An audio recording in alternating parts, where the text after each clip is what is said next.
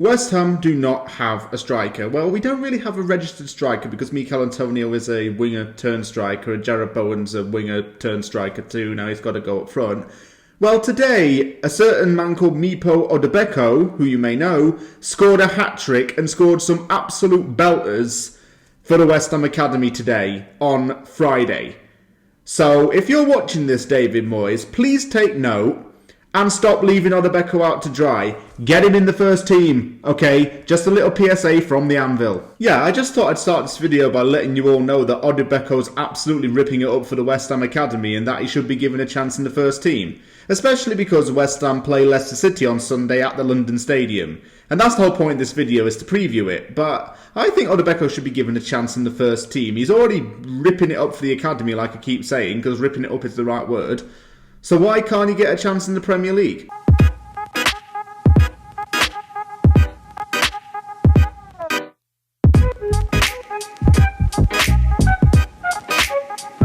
Now that the titles have been run, I'm going to get into the preview. It's West Ham United versus Leicester City at the London Stadium this Sunday.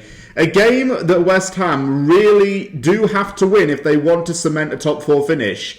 Because Leicester are above West Ham right now in third place with 56 points and West Ham are fourth with 52 points.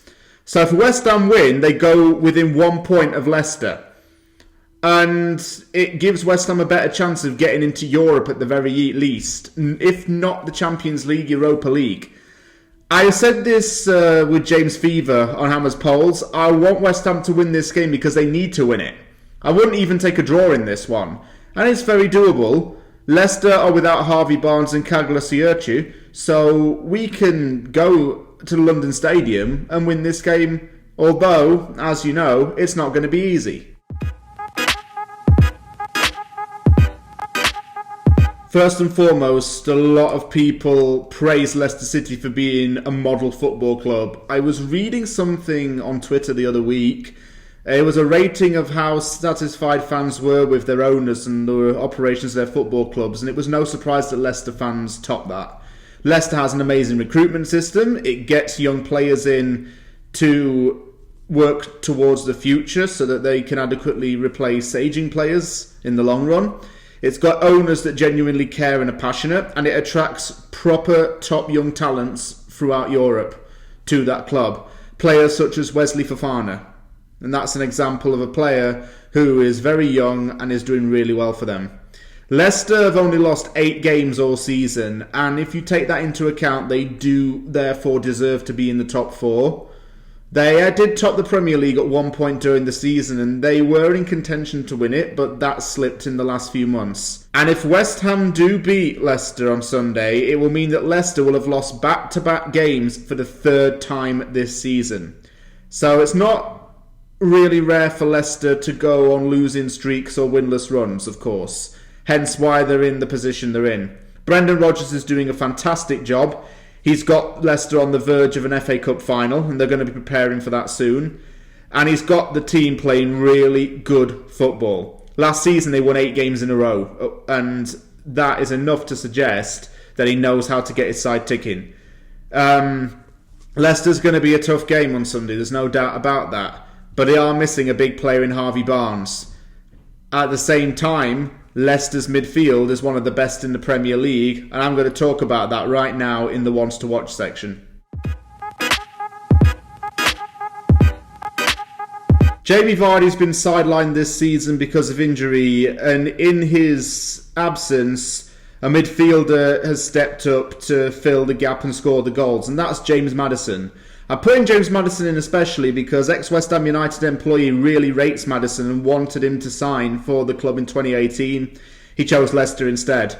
Maddison's one of the best midfielders in the Premier League in my opinion, and he should be on the plane for the Euros. He's really intelligent on the ball. He's got natural attributes of an attacking midfielder in the sense that he can assist and score.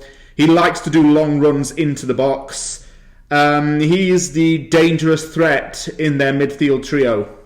And if you take it into account that Harvey Barnes hasn't been there, Maddison's done twice as much work to ensure that goals and assists are coming. And that is exactly showing the kind of player he is. He's not afraid to fill in gaps.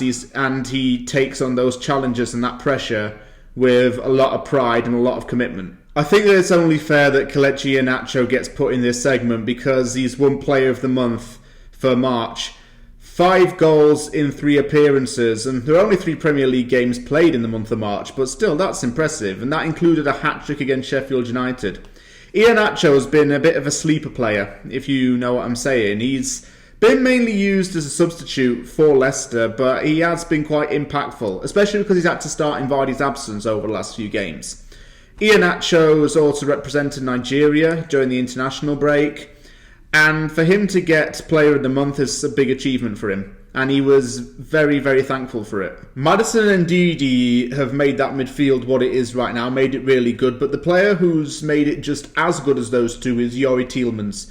He's one of the most academically gifted players in the Premier League. He's really good at passing, and he's got really good vision. He knows how to pick out players. He knows how to move the ball around, and that's one of the best things about being a midfielder. If you can have a midfielder that moves the ball around correctly in the middle of the park, then you've got a good player there who knows how to operate and transition the ball. Tielemans is really, really good at that. He's scored quite a few goals as well for Leicester and was really good last season.